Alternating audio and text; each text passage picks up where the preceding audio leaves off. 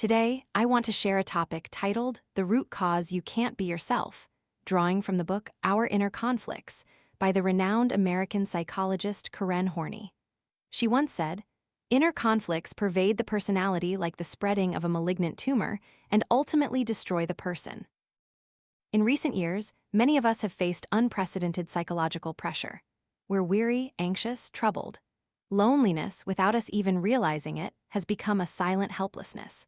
Our hearts are filled with all kinds of contradictions. Before making any choice, big or small, we often hear countless different voices in our heads. Sometimes we mistakenly believe we could have taken a brighter path, yet we find ourselves teetering on a precarious rope bridge. Sometimes we bitterly watch ourselves drift further from our initial intentions, becoming the very kind of person we despise.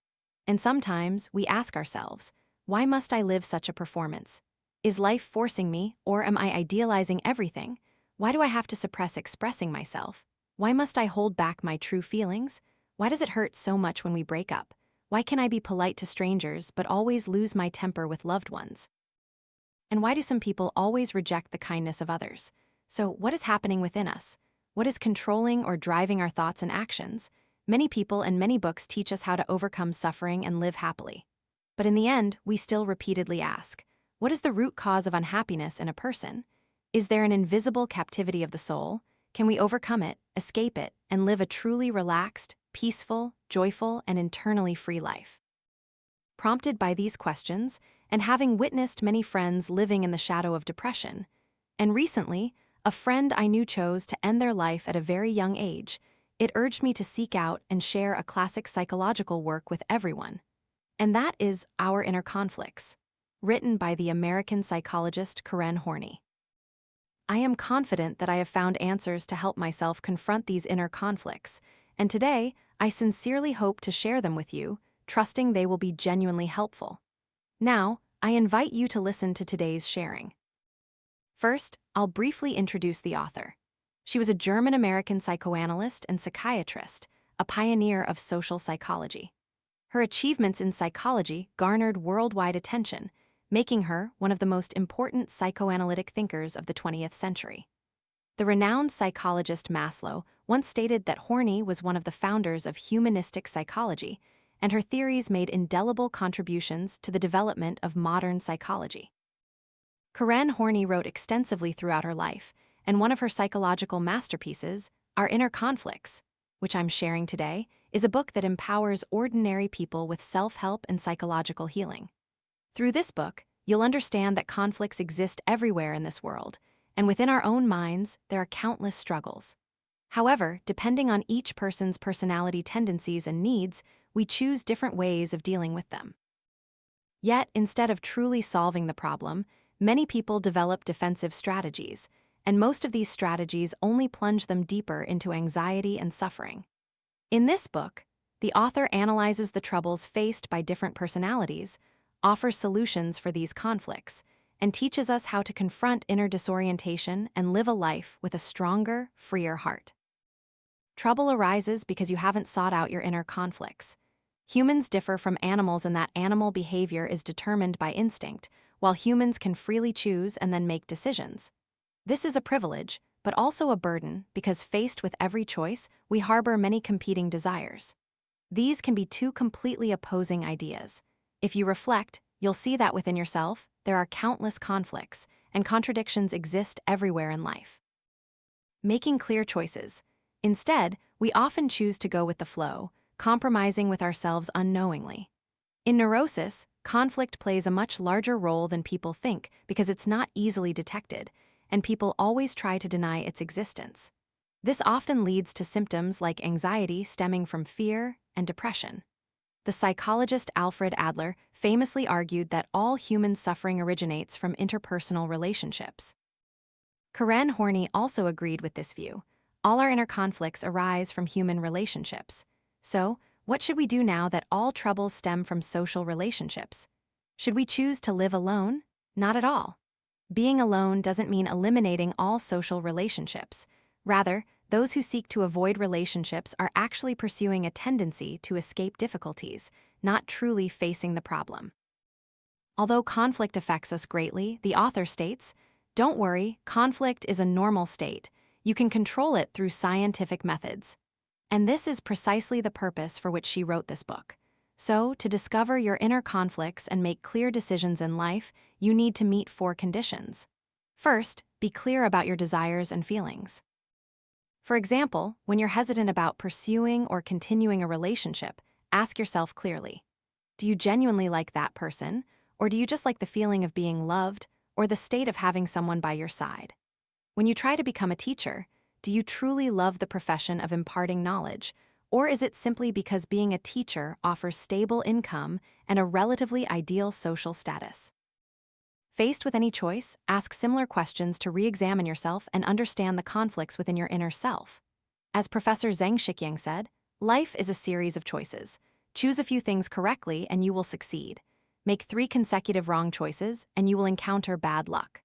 Life is full of choices, but ultimately, whether a choice is right depends on whether your heart truly desires it.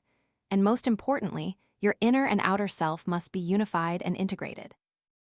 Second, you must establish your own value system. We need to understand that inner conflicts largely relate to a person's moral values and beliefs. Therefore, to understand inner conflicts and make decisions that don't harm ourselves, we need to establish our own value system, a system of values that originates solely from us. It should not be adopted or influenced by others. If we fail to build our own value system, our beliefs lack a solid foundation and are easily swayed. For instance, if someone is having an affair, will he continue his secret rendezvous or choose to stop when an inner conflict arises? Without his own value system, he won't be able to establish his own views on marriage and family responsibility. He'll be easily influenced by others, perhaps friends, acquaintances, movies, or books he consumes. Ultimately, he'll tend to downplay the act of infidelity, considering it a completely normal occurrence. Third, even when we can recognize inner conflicts, we must remain clear-headed and courageous to choose one path and let go of the other. You need to know that your heart is often filled with conflicts due to a lack of security and too many desires. But in this world, perfection is rare.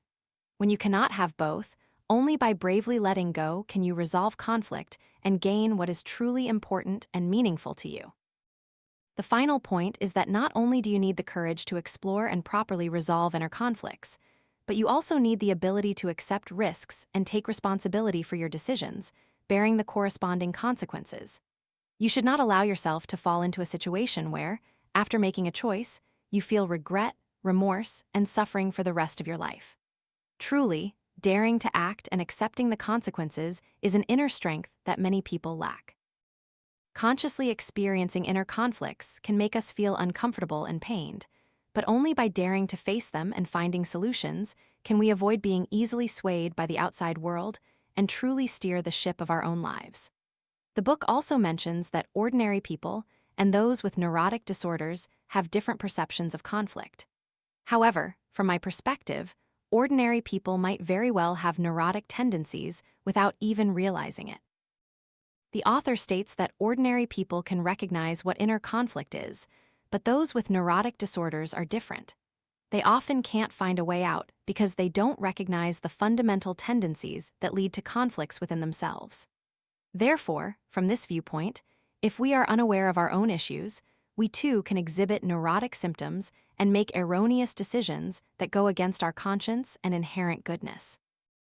To truly solve the problem, you need to recognize the inner conflicts hidden beneath the surface, because we are all profoundly influenced by our life circumstances and relationships, causing us to constantly go against the person we wish to become. Thus, some inner conflicts can dominate our lives. To resolve these conflicts, we don't just fabricate idealized images by deceiving ourselves and others. We also develop a series of different defensive strategies based on various personality tendencies. But these strategies are merely a circular form of avoidance and compensation, instead of genuinely resolving the root contradictions. This causes us to sink deeper into a worse path. Therefore, in the next section, we will explore defensive strategies through 3 basic personality types in inner conflict. 3 self-defense strategies that drag you down a worse path. The personality tendencies that lead to the development of self-protective strategies and inner conflicts in people are diverse. However, the author summarizes them into 3 basic groups of personality tendencies that lead to fundamental inner conflicts. First, the compliant personality type. People with this personality always need to be praised and loved by others, so in the eyes of outsiders, they always present themselves as approachable and friendly. They are also very sensitive to the needs of others and can quickly empathize and understand them. For them, this is a valuable quality, but they often easily disregard their own true feelings. Therefore, if they don't receive similar reciprocation from others, they will feel sad and troubled. This is a prominent characteristic of people with this personality tendency. In addition, another completely different characteristic is their fragility, dependency, and need for help from others.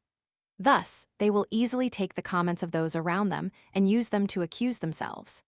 For the compliant personality type, what they need most is a partner who can not only control them and help them judge right from wrong, good from bad, but also meet their life expectations. Among these, a crucial need for this type of person is a constant desire for a sense of security. Because of this desire, they automatically engage in actions that create inner conflict. For example, to get along with others and avoid conflict, their actions will be unassuming, always striving for harmony. Even when they see others making mistakes, they might persuade themselves to overlook it and trust the person. However, this behavior can also be a means for them to suppress their true feelings. Or, to appear friendly, they might turn a blind eye or step back from those who exploit them. But it's also possible they are secretly harboring thoughts of exploiting others and don't want to be discovered. Second, the aggressive personality type. For someone who often confronts others, feeling that everyone is hostile towards them is natural. First and foremost, they believe that human nature is inherently evil and life is a mutual struggle. Even if they discover that people are not as bad or wrong as they imagined, those with an aggressive personality will never admit their own mistakes. On the surface, they appear polite, upright, and friendly, but in reality, they are using a positive image to conceal their rebellious attitude. They always try to appear gentle, fair, and reasonable to gain trust and approval from others. Sometimes they do good deeds, but at a deeper level, it's also to satisfy their own self-interest. Ultimately, all efforts of the aggressive personality are to make themselves stronger. In essence, their core need is to exploit and calculate whether others are truly useful to them, whether it's for money, prestige, or relationships. Before befriending or collaborating with someone, this type of person will often have one primary thought: what benefit will I get from this relationship? Aggressive personalities always want to be conquerors. They crave prestige, power, and social acceptance. Additionally, they are competitive, always maintaining the belief that they cannot lose, and they constantly strive to be the best master in any field. In debates with others, they will exert all their effort to prove themselves superior. Unlike the compliant personality type who takes the blame, the aggressive group will always find a way to blame others. Because of this personality, internal conflicts always exist within them when they have to present a friendly facade or a pleasing attitude. On the surface, aggressive people appear proactive and achieve success more easily than others, but in reality, they live unhappily because they don't truly trust others, always feeling that others have ulterior motives.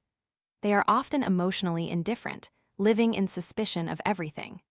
In U.S. social culture, you'll find that people often encourage dynamism, extroversion, and sociability.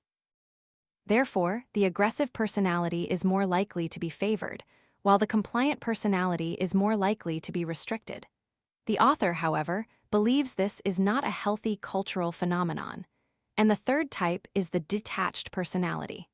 These individuals have a need to distance themselves from everyone and even from themselves. Many of us feel the occasional desire to be alone, which is normal, but those with a detached personality don't just occasionally want to be alone. They feel being around others is an unbearable pressure. They use frequent solitude to escape this pressure. Furthermore, they not only keep their distance from others but also numb their own emotional experiences. In other words, they are unsure of what they like or dislike, as well as their beliefs, fears, and desires. Detached individuals actually have 3 major inner needs. First, they want to maintain an emotional distance between themselves and others. Therefore, they create a protective barrier for themselves to avoid any kind of relationship with others, whether it's love, cooperation, or competition. When an external factor interferes with that barrier, they develop anxiety. The second important need is their constant desire to protect their privacy. They always hide, enveloping their lives in a mysterious veil. They prefer to work, study, and entertain themselves alone, disliking others intruding. They even consider greetings a form of interruption. The third need, and the highest in this personality type, is the desire for complete independence, to be unaffected, unbound, and free of responsibility. They are very sensitive and tend to avoid anything related to obligations and pressure. Additionally, a detached person will always feel special. Once they discover they are not treated specially by others, a feeling of being disrespected arises, which can make them angry. This group of people also always has a sense of superiority, but over time, if accompanied by failures or unfulfilled desires, they will realize they are forced to find ways to maintain relationships with others. At this point, their inner self will be torn. So, these are the 3 basic personality types. Within these basic types, there are, of course, useful aspects. For example, people with the compliant personality can know how to establish good, friendly relationships and live harmoniously with others. The detached group can find much peace and filter out external noise. However, once these personality tendencies become rigid, compulsive, or excessive, they become manifestations of pathology and create obstacles to personal development, making it difficult for you to achieve a healthy psychological life. So, how do we resolve these inner conflicts? In this book, the author points out the basic logic for changing the internal psychological conditions of personality that lead to conflict. Only in this way can conflicts be fundamentally resolved. First, conduct self-analysis. What I've shared in parts 1 and 2 is to enable us to take this initial step. You see, no matter what problems we encounter in life, analysis and developing awareness are always the most crucial and pivotal actions. In the book, the author states, "We can only hope to master ourselves if we are ready to suffer. There is nothing enviable in the false peace gained by a bewildered mind. It only makes one vulnerable and susceptible to influence. Consciously experiencing conflict is a precious and invaluable thing in your life. Even if it may be painful to do so, the more courageously we confront our conflicts and find solutions for them, the more freedom and inner strength we will gain. Only by being willing to directly face the pain can the pain be resolved. Analyze why these conflicts arise. What defense mechanisms have you established for these inner contradictions? What idealized image are you trying to become? What mask are you wearing? We have countless days to live in the future, but ultimately, life comes down to only one thing: living as yourself. You know, philosophers throughout the ages have emphasized the importance of being oneself and the despair when we cannot do so. There's a saying, the purpose of our existence is nothing other than to become our true selves. It's time for you to take off your mask, look into your inner self, and recognize the conflicts within you. This is the first step. The second step is to awaken the love within you. Here, love is not to be understood in the narrow sense of a romantic relationship between 2 people, but in a broad sense. We can understand it as a positive emotion, full of positive, loving attitudes towards oneself, towards others, and towards life as a whole.